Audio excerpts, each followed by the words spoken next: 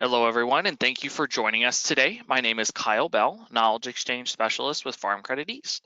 Before we get started, I'd like to offer a few technology tips to keep in mind while viewing today's webinar. All attendees are muted throughout the presentation. Once in a while, it's a good idea to tap your mouse so your screen does not go to sleep during the presentation. There will be time for questions and answers at the end of the presentation. Questions can be text chatted in at any point during the presentation. To send in your question, click on the question mark button on the right side of your screen to expand the question box where you can type in your question. A recording of today's webinar as well as presentation materials will be available at farmcrediteast.com as well as our YouTube channel for access after the webinar. Also, before we get started, just a short disclaimer that all this information is presented in good faith and should not be intended to be used for investment, tax, or legal advice. And now I'll turn it over to our presenter, Dr. Bob Maltsbarger, who is a senior research economist with the Food and Agricultural Policy Research Institute at the University of Missouri. And with that, I will make you presenter and take it away. Okay. Make sure I get the right screen here. We are seeing, If I can switch that. Yep.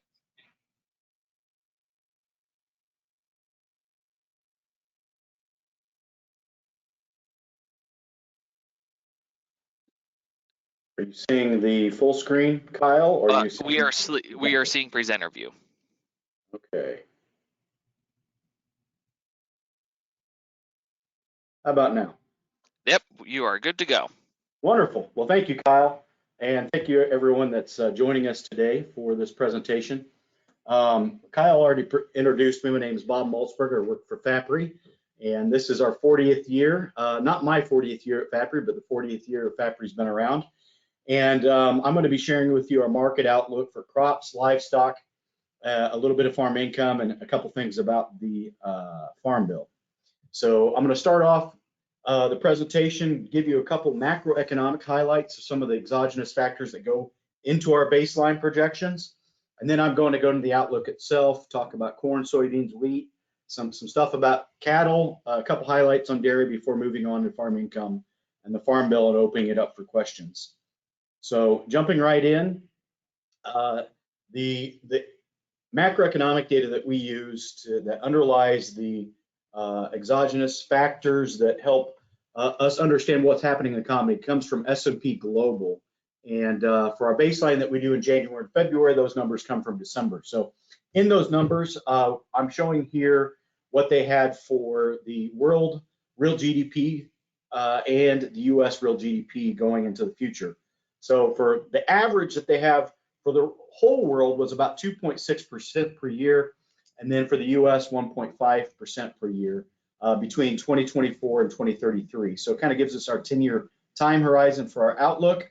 But they do have it coming off below 2% basically, and then flat from 24 into 25.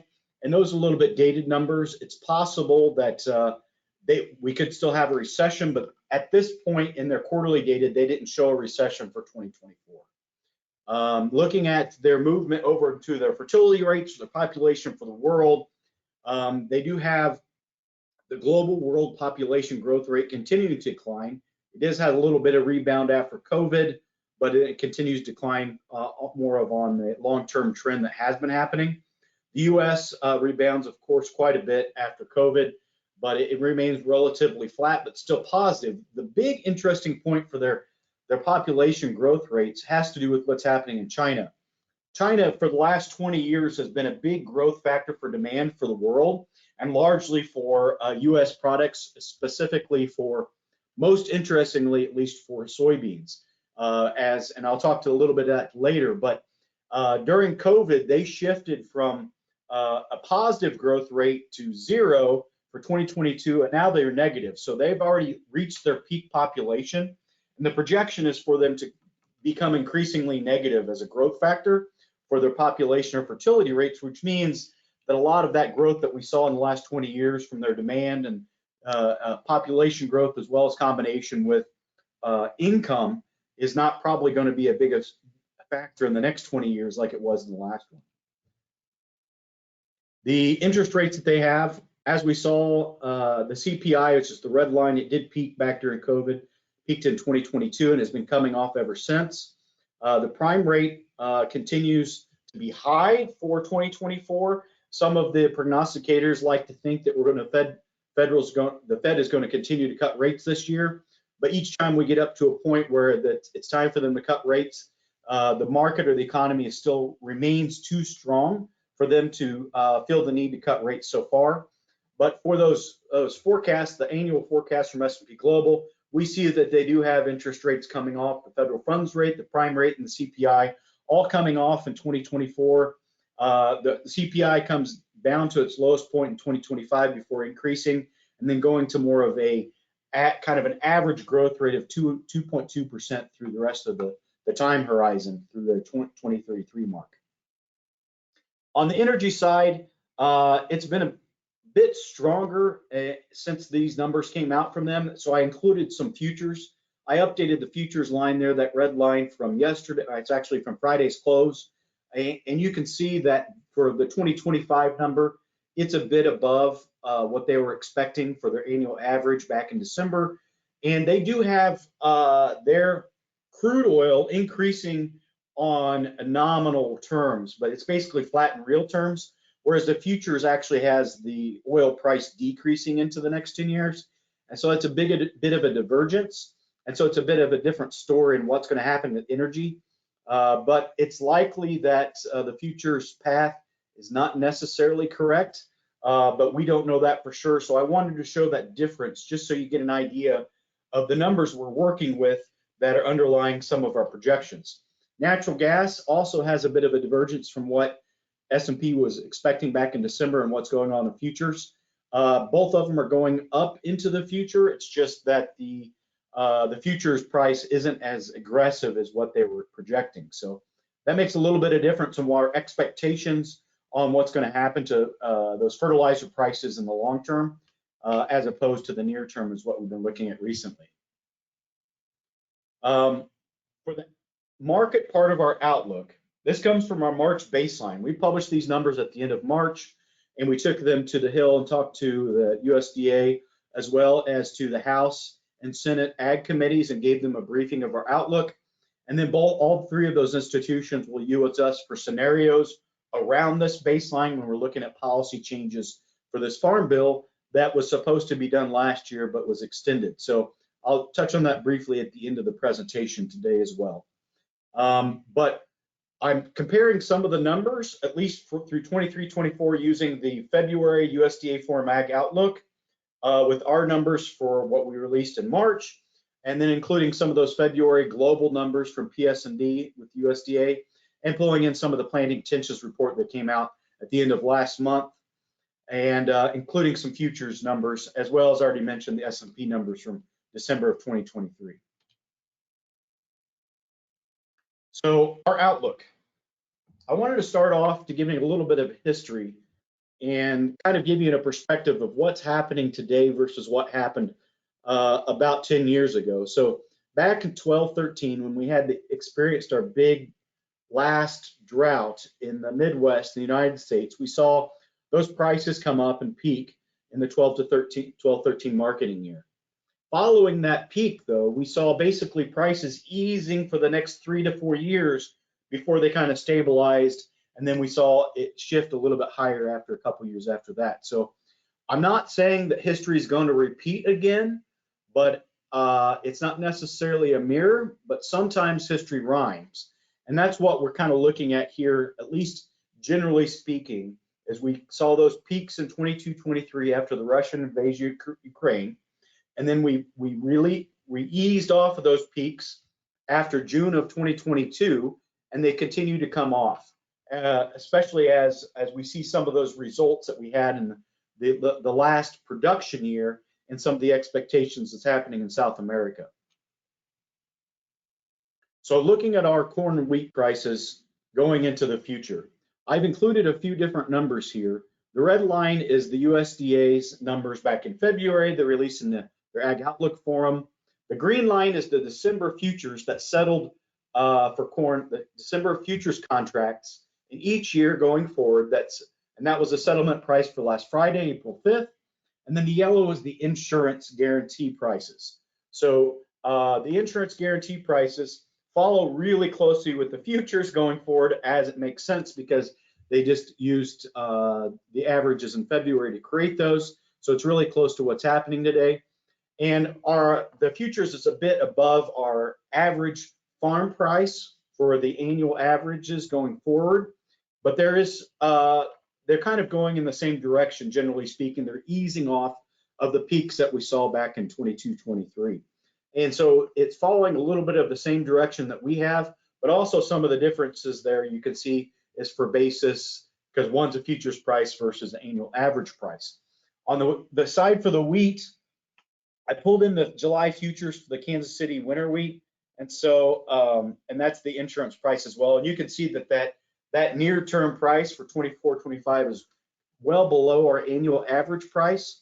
And so there is some divergence there, but in the future, it's kind of moving the same direction. And so some of that has to do with near-term dynamics. We had some cancellations of soft red winter, for example, that had spillover effects into our winter wheat from China. So those cancellations kind of had some impact in recent farm prices, or at least recent futures prices and what's going on there. Moving on to soybean prices. On the left-hand side, I have something similar to what I had in the previous slide. So the red is the USDA February numbers, and we line up to the USDA for our historical numbers, is what we use for history. And then we have our own projections. And you can see that similar to corn, they're moving pretty much in the same direction. They're easing off into the future. And given that soybean and corn compete pretty directly for acres, that makes a lot of sense. And that's the November futures price that I compared for each of those years. And they're moving together pretty well. And we can see that prices are easing off in futures, as well as our annual average projected prices.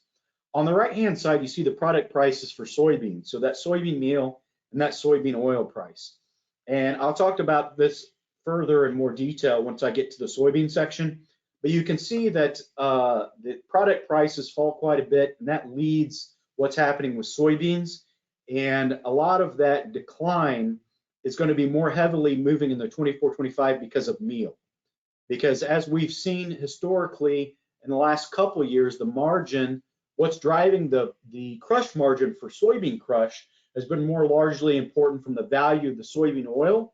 And if we're crushing it for the oil, that means we're producing more meal. And in order for the world, including the United States, to absorb that meal, it has to be competitive in the marketplace for other feedstuffs.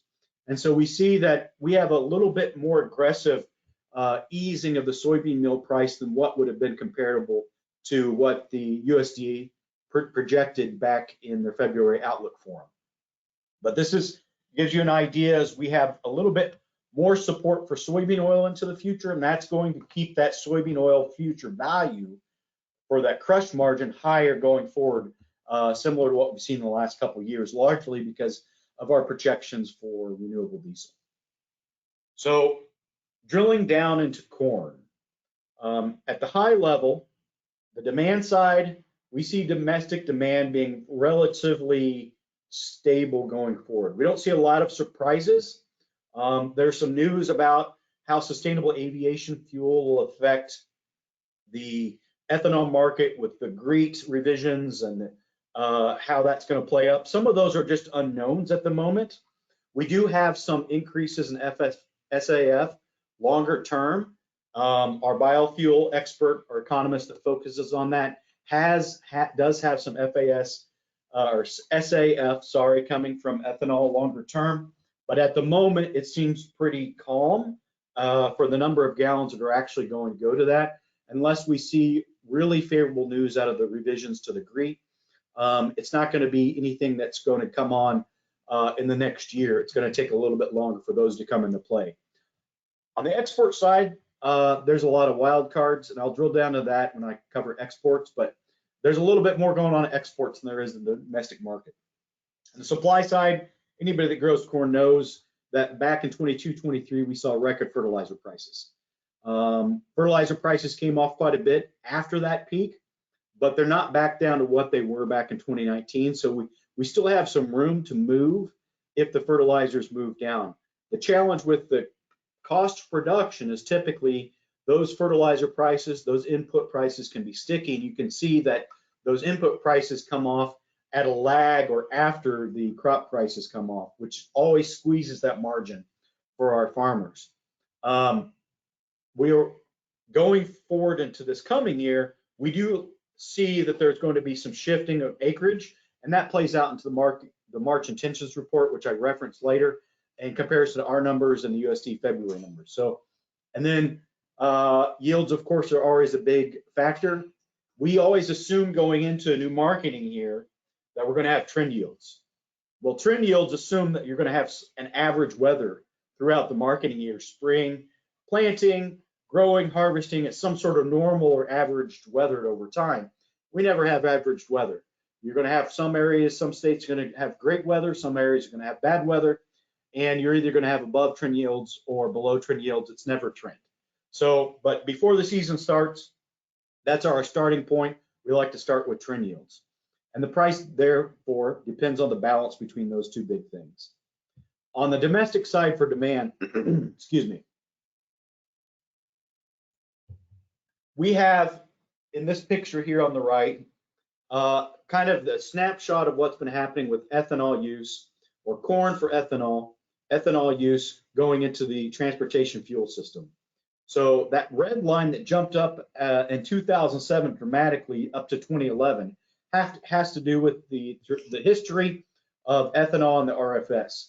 So we saw the amount or volume of ethanol use dramatically increase in the mid 2000s, and then it kind of stabilized once we got up to those RFS requirements, and it basically stays kind of in that 10% of ethanol use going forward. We do have a little bit of an increase above that 10% ethanol use going forward as we incorporate some increase of 15% use, 15% ethanol use, and some blends higher than that, but it's pretty limited. And you can see the 10% of gasoline use itself, that blue line, declines out into the next 10 years. And that's largely because assumptions about the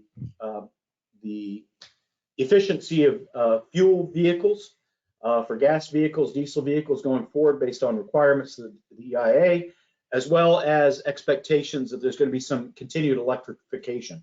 We're a bit more conservative than some of the government estimates out there about the implementation of electrification over time. And that's why our 10% of gasoline use would not be as low as like somebody that potential EPA or EIA estimates out at 2033. So we have somewhat stable ethanol use, but it's just not really growing. It's going to be declining longer term. And so it's somewhat stable, but it is declining. So there is the potential, as I mentioned before, for SAF to come into the market and be a bigger player than what we're projecting here. But that's not fixed policy for now. So until we know exactly what the policy is, that's not incorporated into what's going to happen to these gallons. On the feed use side, feed is very important to what we do, but the USDA incorporates feed use with residual for corn. And so any errors that they have in their balance sheet kind of falls into this category.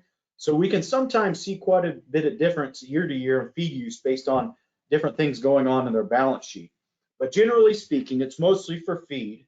And our feed, when we're estimating feed from FAPRI, we incorporate our livestock numbers from the baseline from our livestock economists. They're solving together. And those livestock numbers, actually, we have something called grain animal consuming units. Those livestock numbers are converted into this index based on the number of livestock head, as well as the feed efficiency and ration shares for each of the animal types. And so what you see is after the bottom of the last livestock market, we saw cattle numbers increasing after 2015, and then they started decreasing, and we saw that big part of the feed use for corn domestically is going to cattle. And with that decline in cattle numbers, we saw those decrease pretty dramatically the last couple of years.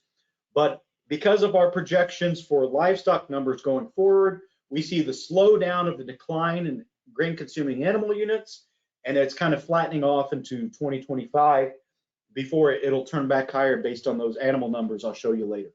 So feed use is very important for what's going on here, but we can see that at least for corn domestically, it's driven largely, especially in this category, based on cattle numbers in the United States. And that's what's reflected in the chart to your right. On the export side, prices, especially globally, are largely influenced by what's happening with weather around the world, not just the United States. Brazil back in 2021, they had a small crop. 2022, 23, they had a big crop. This year, their second crop corn's not going to be so good. They didn't plant as much in the first crop, so their crop's not going to be a record this year, but it's still going to be strong. It's just not going to be as small as it was probably a couple of years ago. Argentina, on the other hand, last year in 2022, 23, they had a horrible drought that affected their corn and the soybean crops, cut them nearly in half. And what we see this year, we can see almost probably 20 million metric tons of an improvement year on year in Argentina, which is going to increase their export competition in the second half of our marketing year. Ukraine, on the other hand, has been limited quite a bit by war, but not as much as some of the people, including us, originally feared back after the initial invasion. They've been able to persist, some of the farmers have, and get some of those exports out, even through a different corridor than what we had in the last year. So some of that stuff is going to affect our export markets. More increased competition from other places means that we have compete for those exports. And as I mentioned before, for Brazil, the second crop corn, the reason their plantings have been somewhat lower is the expectation of what happened with El Nino. So El Nino is generally better for most of the United States, but it's not necessarily for Brazil. In southern Brazil states, it's very, very wet. Central northern Brazil tends to be very, very dry. They came out of their dry season last September and October, and it was much drier, and they actually had some fairly late plantings of first crop soybeans in those central and northern areas, and they even had some replant because it was so dry. And because of that, the expectation is from CONAB as well as USDA, what we have is they just don't have as much corn planting this year for first and second crop, and it's likely to affect their yields as well. So we just don't have them as being a big of a corn exporter for this 23-24 marketing year. But as we still have some time left, if they continue to get to the rains that they have been getting, mostly since the end of December through January and February, March, if they continue to get the rains, at least the people that were able to plant that second crop corn will be able to harvest a decent yield. It's just with less acres, they're going to have likely less production. Moving into 2024, for us, a big part of what we're talking about is what I mentioned before, is normal crops, normal weather. So if we have trend yields again this year, we're going to have larger exports that will have to go out the door, especially given our reduced cattle herd in the United States. Corn imports, on the other hand, there's a lot more importers in the world of corn than there are major exporters. But the ones that we really export to are these three that I show in the graph. Of those three, the two most important to the United States is China and Mexico. We had a big jump after the trade war with China, with them ramping up the corn imports back in 2020, 2021. But it's been eased off quite a bit since then of that really high, but it's been more than it was before that time. EU is largely dependent upon their domestic production, which years they need more corn, which don't.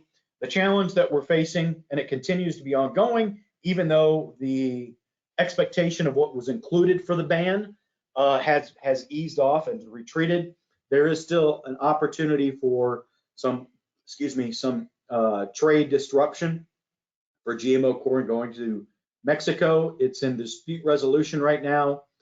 We don't know what's going to happen with the elections with the new president, Maybe it just goes away. Maybe it's resolved in the dispute resolution. We don't know.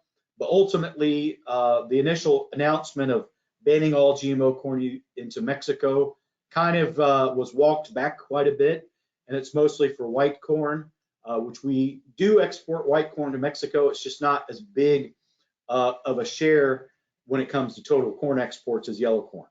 So that there is some uncertainties going on with that, but that's what we're heading, at least what we're watching for the Mexico import situation or Mexico exports from the United States.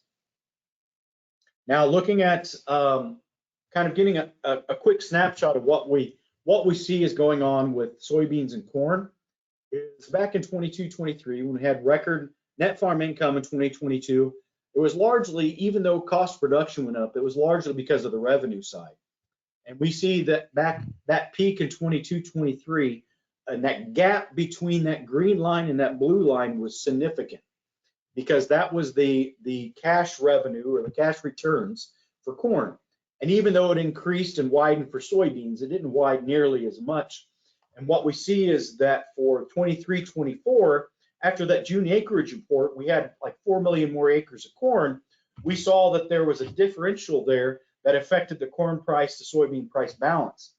And because of that, the squeeze on those gross returns or the gross cash net returns shows that it squeezed more for corn than soybeans. What I mean by that is that those net returns, which you can see on the left, decreased faster for corn than it did for soybeans, which means for this spring, generally speaking, there's more incentive for farmers to plant soybeans at the cost of corn.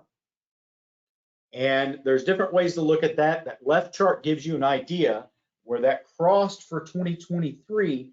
That gives you an idea that that net returns is showing that same type of thing as an incentive. At the bottom in the green, I highlighted it here, looking at the settlement prices for December corn futures and November soybean futures. Last Friday, that soybean to corn price ratio was 2.5. Historically, this means that there is an incentive for those future prices, our harvest prices at the moment on the board, to plant more, incentivized to plant more soybeans versus corn. That doesn't mean that we'll plant more corn more soybean total acres. It just means that they'll probably at the margin less corn acres in favor of soybean acres. So on that right chart, you can actually see I marked the yellow line on 2023. This is reflective of our final acreage back from January. But on that very right dots, we can see that decline in green. That's the reduction in corn acreage that we have this year, down to 90.1, and an increase in soybean acreage. And it was basically the incentive from the left chart is going into our projections for acreage and for this 2024 spring season. For yields, we project trend yields going forward. Last year, and I'll show this in the next slide, last year we ended up with record yields. We ended up with record corn production. That was very uncertain that was going to happen through the growing and harvest season. But moving forward, we project trend yields again. Because it's before the season, we use trend yields going forward. But even with trend yields, because of less acreage, we see that production is going to be near but less than 15 million or 15 million bushels for the next year.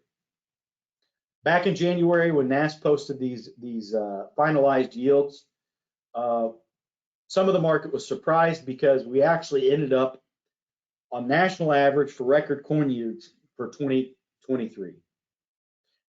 Part of that is some of the eastern corn belt was much more favorable. And part of these numbers were because some of those corn acreage in those bad states, like Missouri, where I'm at, some of those things were cut for silage, and so they weren't harvested for grain. And so it doesn't count towards the grain yields. So there was a little bit of a corn that was unharvestable or cut as silage that didn't count toward the grain. And so that yield was able, on average, to be higher for the number of acres that were harvested. And that gave us a 15.3 billion bushel record corn crop. One thing I like to point out in that bottom left yellow chart or text box there is I have the March WASDE number for Brazil. They have corn as 124 million metric tons. In March, which we'll get a new WASDE on Thursday this week, but in March, that number was 11 million metric tons different than the CONAB estimate for corn, which accounts for about 440 million bushels to the balance sheet. So if that CONAB number and they is actually closer to right, potentially the world global balance sheet's a little bit tighter than what we've been looking at from the USDA. So just a heads up there is we might have a little bit more support in the market if CONAB's closer to right than the USDA is. Here's the balance sheet that I wanted to show. On the right-hand side, I show the 24-25 USDA balance sheet from the USDA Ag Forum in DC from February, and then I show our March numbers, and then the March planting intentions at the very top. So the March planting intentions report came in at 90.04 million acres, which is our economically estimated projections from January and February were a little bit closer to that number than the USDA's. But the end result is what's going to happen to prices. Both of us have prices coming off quite a bit from what we saw for the national average for 23-24. And that means that farmer margins are going to continue to tighten in this coming marketing year if there's not a surprise for weather that affects these trend yields. Moving to soybeans. Soybeans, I mentioned this before, renewable diesel, potentially even sustainable aviation fuel, the SAF I talked about for corn. There is a pathway for it to be used, the soybean oil to be used for that as well. And it's possible that more gallons, depending on how those models come out, more gallons could be used from both of those going forward than we currently have projected. But we're pretty conservative at the moment because those policies aren't finalized. But we do have some SAF going forward and from the biofuel side, it's just not very big. Export side, wild cards, just like for corn. And I've already talked about some of those wild cards because some of the exporters like Argentina and Brazil are the same for corn as they are for soybeans. So those export wild cards continue to exist. Supply side, I mentioned this already in the previous slides, more soybean acres this year at the cost of some of those corn acres. Trend yields, we don't know, that's all weather. And then of course the price, as for any crops, depends on the balance of those two supply and demand factors. I wanted to touch on this bio-based diesel. So since we saw some of these announcements, and I'll show a couple of these pictures next, we do have an expectation of more renewable diesel in the marketplace because of policies established in California, Oregon, and Washington. Now, some of the announcements won't necessarily take place like for the expansion of refineries and the expansion of crush, but some of them will. And so we've incorporated more renewable diesel into our 10-year projections. That's to the benefit of soybean oil. And as I mentioned, there's some offsetting effects for prices for soybean meal, but this here on the right is the U.S. bio-based diesel production. So this includes bio-based diesel for renewable diesel, as well as the traditional FAME, fatty acid methyl ester biodiesel that we're familiar with. So this includes both of those. Now, some of the renewable diesel is going to compete with the traditional biodiesel and move it out of the market. And some of that's already been taking place in this last year. So we have increase in renewable diesel, and in combination, even with some of that competition, overall U.S. bio-based diesel increases, and a large part of, not all of it, because there's more grease and oil and other oils, but a part of that increase is going to come from soybean oil into the future. This is a picture, it's an old picture from a couple of years ago about some of the announcements S&P Global released in a picture format for us back in September of 2022. Now, there's a lot of circles. There was a lot of announcements. Some of those have already retreated from those announcements. Some of those won't happen. Some of those would just be reduced. So, but still on the horizon, there's still more renewable diesel capacity for refining and production coming into the system. What that means for crush. Back in 2021, we saw increases even in the 2020. I take that back. April to June of 2020, when announcements really started coming out for these renewable diesel refineries, we saw the value of soybean oil jump in a matter of 3 months. And it started easing off after that, but it spiked temporarily. And then after that easing, it continued to rise with other commodity prices, especially into 2022. Now, because of the value of soybean oil rising, it increases the value of soybean oil value to crush and the margin. So the crush margin overall increased, and that's that yellow line at the bottom of the left chart. We can see in 21-22 and 22-23, that crush margin was pretty strong. But moving forward, we have lighter, smaller, reduced commodity prices moving forward. They're easing off the peaks. We also have an incentive to crush more soybeans for soybean oil, but only about 20% of the soybean is oil, 80% is meal. So a big part of that is going to be, you're going to produce more meal if you're going to crush more for renewable diesel. And so we have crush increasing, but if the meal demand doesn't have an 80% increase in demand, then we're going to have some decline in soybean meal price, soybean meal value, in order to increase those exports, increase that feed demand. And just a snapshot, keeping on this biofuel picture for a moment. Here's a picture from last January from American Soybean Association of the crush expansion. And there's been a few more announcements. There's been a couple openings. And just like with the renewable diesel refineries, there's going to be some of these maybe not open, or some of the rebuilding of retooling of these plants may not happen, but some of it will, and it's going to have to come online to a certain extent to keep up with at least some of that renewable diesel. And so we have more refineries coming online for renewable diesel. We have to have more crush capacity come online for renewable diesel. And then we also have to have that soybean meal go somewhere. So demand side for soybeans, outside of the crush demand, exports. The top three exporters of soybeans for the world: Brazil, US, Argentina. Brazil took over as the leading exporter of soybeans for the world around 2011, 2012, and they've continued holding that status ever since. They have room for expansion for arable acres cultivated to soybeans in Brazil. We do not have expansion acreage in the United States. They'll likely continue to be the leading exporter.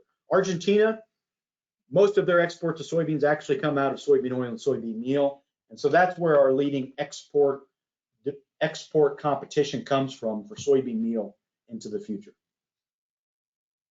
Who's going to import it? Traditionally, at least last 20 years, it's been China. China consumes at least 60% of the world's exports on any given year of soybeans. The challenge is with more soybeans available in Brazil, means that China doesn't have to import all of those from the United States, and imports have been relatively slow this year going out for soybeans to China. Luckily, they've been a bit better going to Mexico. So we have kind of a trade-off there of some of these different exporters. But as we crush more, we don't necessarily need to export as many, or at least grow as quickly for exports of whole soybeans, if we can find markets for our soybean meal. Soybean yields and production. Soybean yields were not a new record last year like they were for corn. We had that pullback in the June acreage report last year of those soybean acreage. We didn't have soybean production as high as we did in 22-23. But with more acreage, trend yields, we have production increasing over 4.5 billion bushels, which would be a new record, assuming we hit those trend yields. This is just that snapshot of those January finalized yields. You can see that some of those same states that had difficulty with corn did not have the same difficulty with soybeans last year in yields. Part of that's just the timing of soybeans versus corn, and some of that was because of second crop soybeans and so on.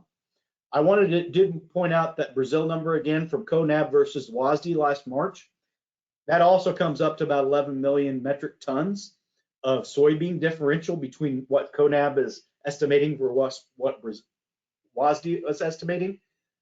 And on the soybean side, that equals almost 300 million bushels. So there is some play in the balance sheet waiting to happen. And as we get closer to those harvests in South America, some of that stuff will converge and we'll get a better idea of what's happening there. The balance sheet moving forward, I want to highlight that green box up at the top again. That's March planting intentions. March planting intentions, 86.5 million acres, below what February USDA had at their forum, below what we had in our March baseline projections before the intentions came out. This is really where we differ from March planting intentions. The incentive is there to plant more acres, but there is some margin squeeze. And so the March intentions report actually has less acres for the top 13 crops, and part of that less acreage is coming out of soybeans for this year. I'm optimistic that farmers will plant more soybeans. I don't know if they're going to plant 88 million now after the planting intentions report, but I do see that they're going to plant more acreage. And year on year, even with that, it's almost 4 million more acres than what was planted in 23, 24. And ultimately, with trend yields, strong production, prices are going to continue to be softer than what we saw in this last two marketing years. So we have the average price down at 1073. The USD had it around 1120. So there's a little bit of differential there, but both of us are coming off. Just how many acreage and how, if we get that trend yield, is how weak those prices could be next year. But there's a lot of weather in front of us as we're just now getting planting in the ground.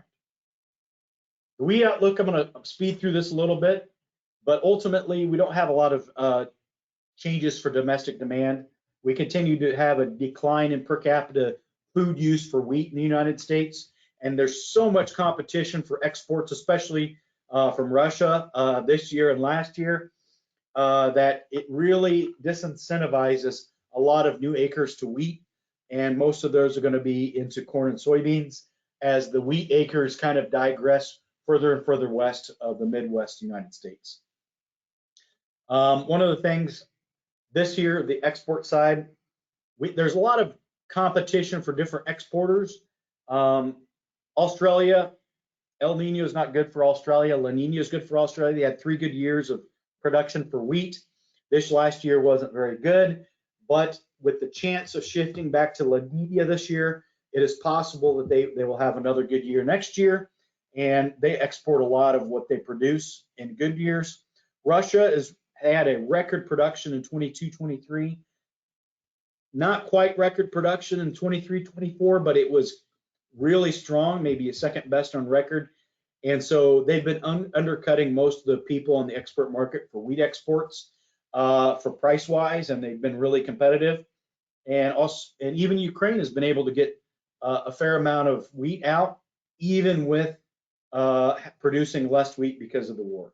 So on the wheat front, there's a lot of export competition, even more so than what we face by at least number of exporters for the other crops. Winter wheat planted acres were down this winter. It was updated with March planted intentions report. They actually, instead of being like 2.48 or something like that million acres down, the March planting intentions reported winter wheat seedings down over 2.5 million acres. So what that means for us is we have a decline. So does the USDA expectations before the March planting intentions report. We weren't as pessimistic at the USDA, and our number came in a little bit closer, a little bit higher than March planting intentions. They were about 47.5 million acres. We are at 47.6. In either case, we still see weaker marketing year average prices for wheat going into 24-25. largely because of there's so much competition for wheat. They really put downward pressure on our domestic market as the world is not looking for us for most of their wheat needs. All right, I'm going to switch over and speed up. I want to get into some of these livestock. I've got some quick slides for livestock, but ultimately, the summary is livestock prices are high, cattle prices are high, feed prices are coming off, but non-feed prices remain elevated. So there's kind of a trade-off there, but feed prices could come off even further this year if we get those trend yields I was talking about with those lower corn prices, which could be the benefit of those cattle producers. But there's all kinds of things that could take place. If we do have a recession in the United States, it usually hits cattle consumer consumption really hard. A shift back to La Nina this year, 62% chance, according to IRI, Columbia University, and NOAA. It's about 62% chance for that 3-year rotation of June, July, August. If we go back to La Nina, we had came out of 3 years of La Nina with that in 2022. That was really bad for the southern plains. The plains really affected our cattle market and those cattle forage opportunities. And then, of course, there's always demand considerations on the international market. So back to that drought. On the right side, last March, coming off of that 2022 intense drought, which was even worse looking than what it looked like in March of last year. Those plains from Texas all the way through North Dakota was hard. And this spring, you can see we still have drought in the Midwest, especially in the upper Midwest and the northern plains. But it's not as bad. It doesn't cover as much cattle country, doesn't cover as much corn country as it did last year. So we continue to get spring rains, and we don't go into a strong La Nina until maybe next winter. We could have trend yields or record yields in some crops this year. And we could have a significant improvement in forage conditions in those southern plains and that cattle country.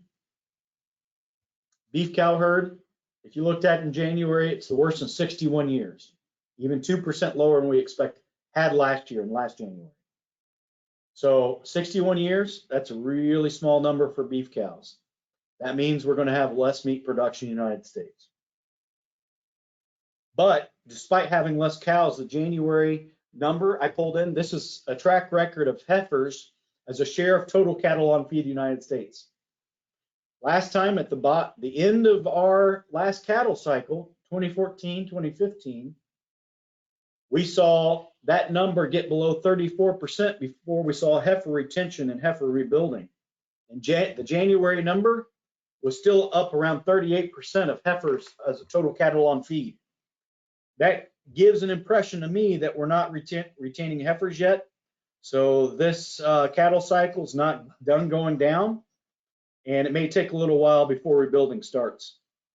Cattle on feed number, I pulled in the most recent ones, and we can see that red line on the left-hand side of the chart. That bold red line is the most recent cattle on feed for the last 3 months. It's below 2021 and 2022, but remains above what it was last year in 2023. And so that cattle on feed, we still have calves going to feedlots despite having very low beef cow numbers. Those cattle prices continue to incentivize more cattle going to feedlots instead of heifer retention. What that means for prices is we have prices continuing to rise for the next few years for cattle.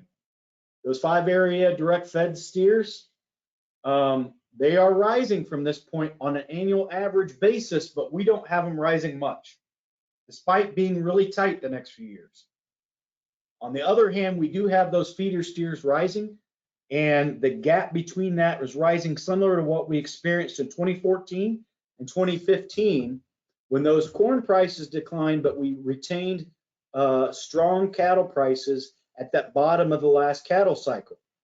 So those feedlots, because of weaker feed prices, can bid up some of those feeder prices to keep those calves coming in, even with lower cattle inventories overall.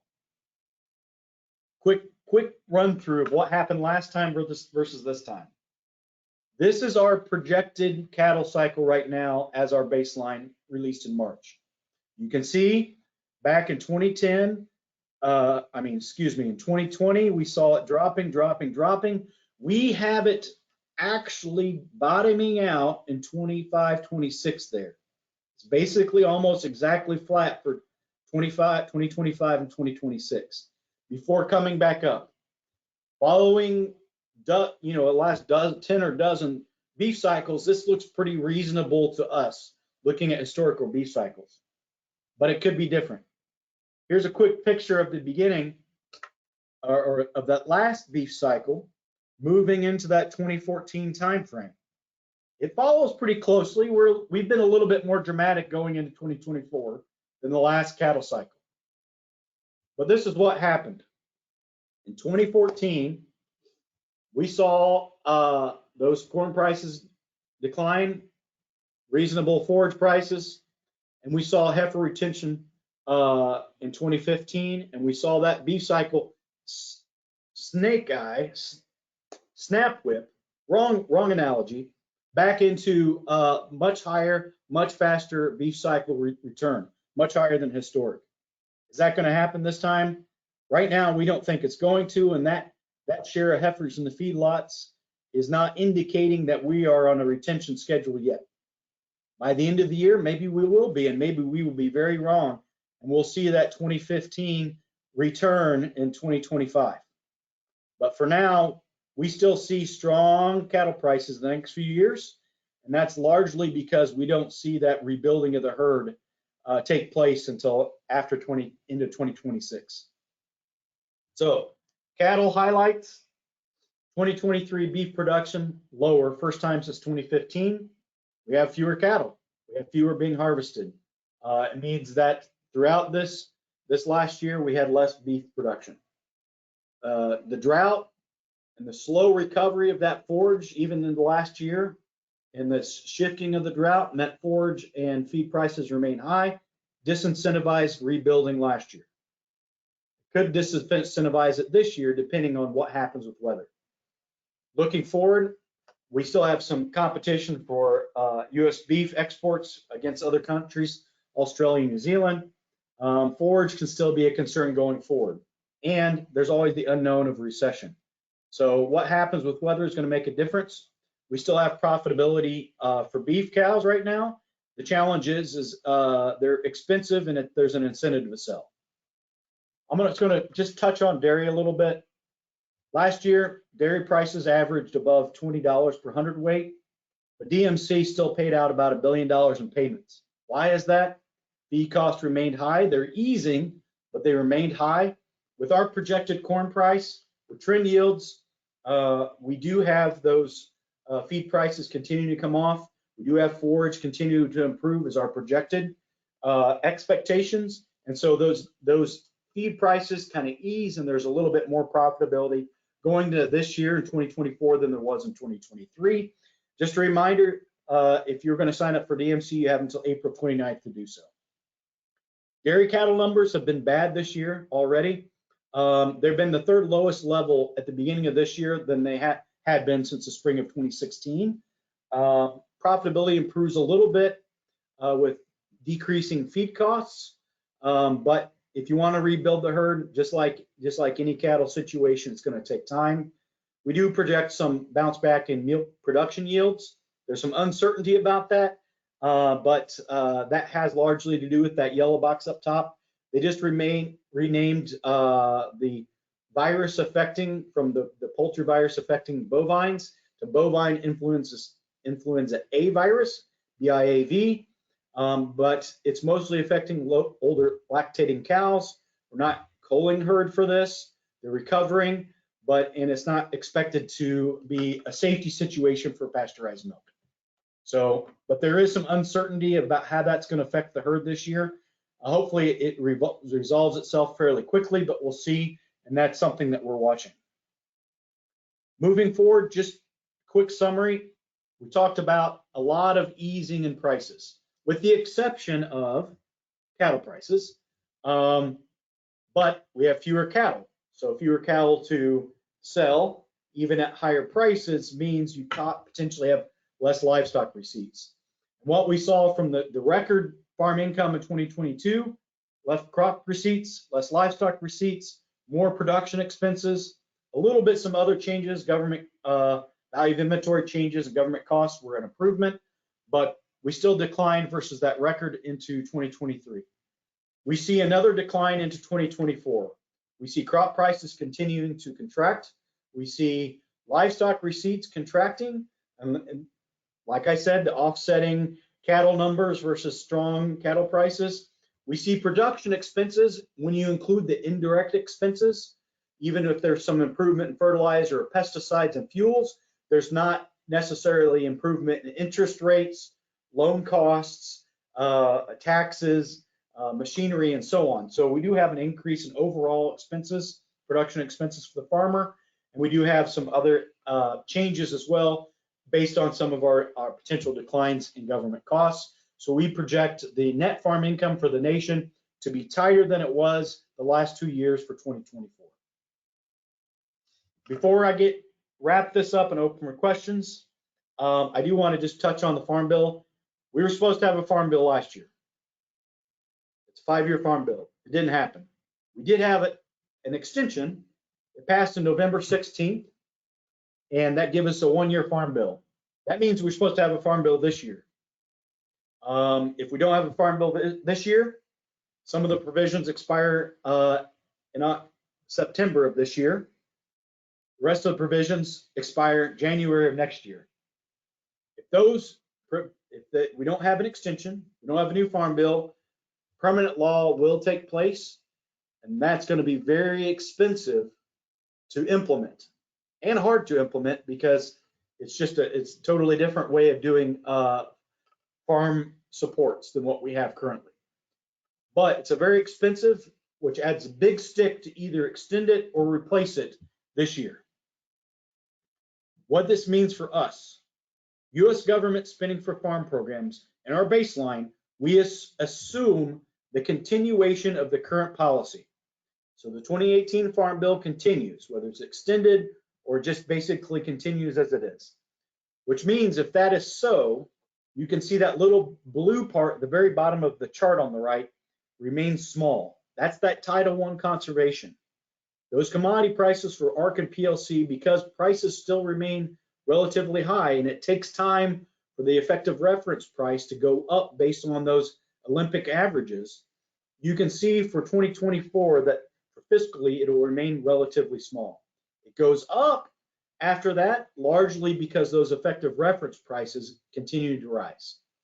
But without a new Farm Bill, without different policies, we will see relatively modest fiscal outlays going to government programs or going to farmers from government programs. A little bit of increase in conservation, a little ramp up in the next few years for commodity titles, and most of it's still going to come from crop insurance.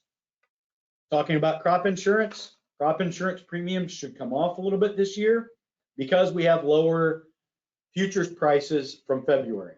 But the volatility was marginally higher, so they're not going to come off as much as they could have because volatility plays into it. As we have those prices easing into our projection period, those premiums should come off, but they remain above what we saw between 15 and 20. Between 2015 and 2020, when the prices were kind of the last part of the cycle of low crop prices. Ultimately, there's still going to be crop insurance premiums. They're still going to be high. They're just not going to be as high as we saw the last 2 years. Farm Bill, in 2018, the Farm Bill basically had to net the same budget it did in 2014. You can see those numbers. There's positives and negatives. They stole from one pocket, paid another pocket, and basically ended up with a 10-year outlay being equal to 2014. If we want to increase reference prices, we did some scenario work last summer. Our estimate was about $15 billion more across 10 years to increase PLC reference prices by 10%. CBO did some work. I think theirs was about $20 billion. So if we do anything to the Farm Bill to benefit Title I, and we don't have new money, that money has to come from somewhere else. Democrats don't want that money come from nutrition. There is some news, some rumors that some of the money can come from the IRA conservation funding. Some of it, there's even news, the secretary, I think, has mentioned the opportunity for some of it to come from CCC, Commodity Credit Corporation. If we want an adjustment to Title I commodity programs, there's got to be money from somewhere, but most likely there's not going to be new money coming in. If there is, it'd be a surprise to me. Most likely it's going to come from a different funding bucket. Anything we do is going to cost money. This is my opinion. We're not going to have permanent law. If we had to, they could remove permanent law. It's law. But most likely we'll have an extension or a new farm bill this year. Some in Congress say we won't have a new farm bill. It'll be extended. That's the only way we're going to do it. There's been some news. GT Thompson says they're working on a markup. If they're working on a markup, that's leaps and bounds farther ahead of what we were last year at this time.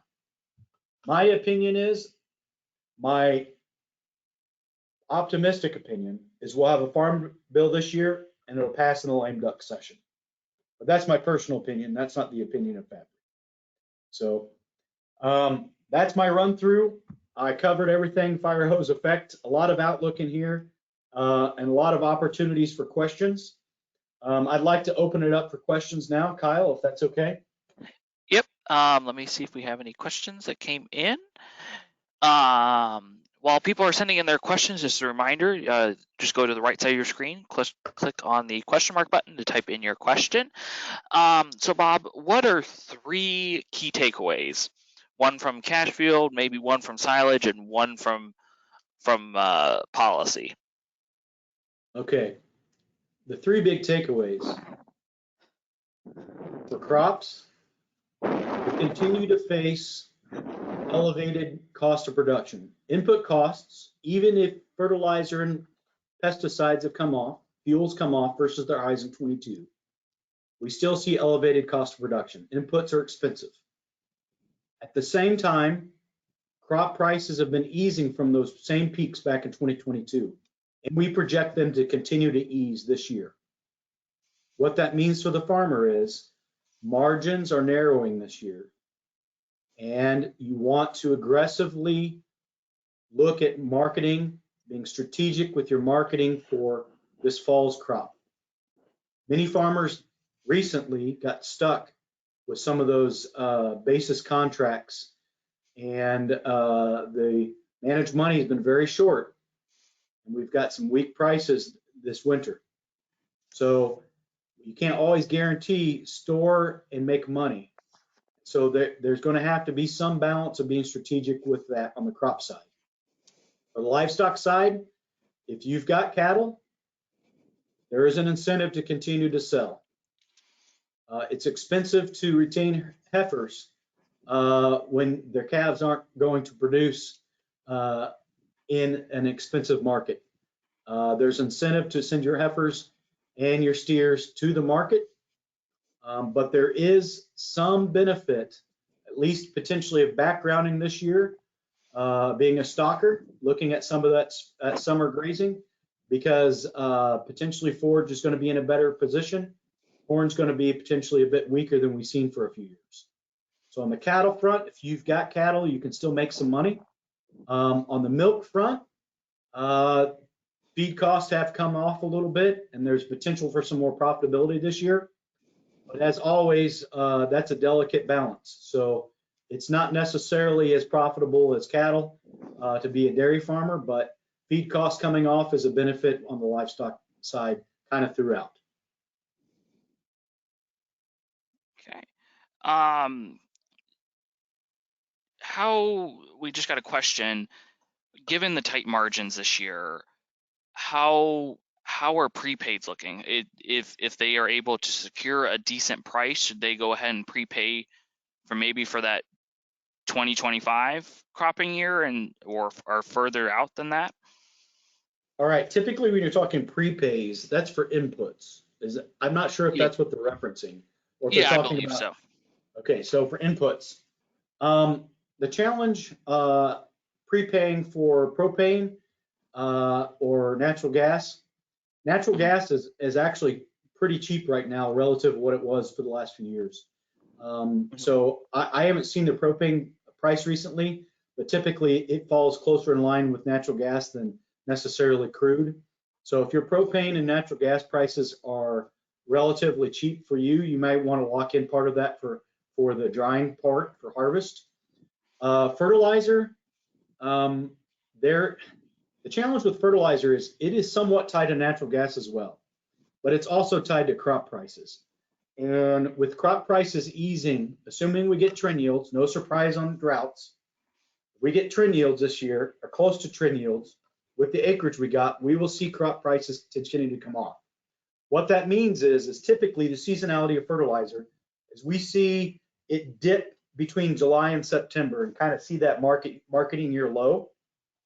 And then you get mhm. some fall purchasing and it comes back up and it stays kind of high through spring and then it comes back off after planting and it comes back up for some fall purchases. So locking in your fertilizer, if natural gas prices stay low, may not be a good idea yet. But there's a lot of play that's going on in Europe that affects natural gas with Russia and their supplies to Europe and the pipeline and so on that are outside of what I'm talking about here. Their natural gas prices remain at a premium to the U.S. because of that situation.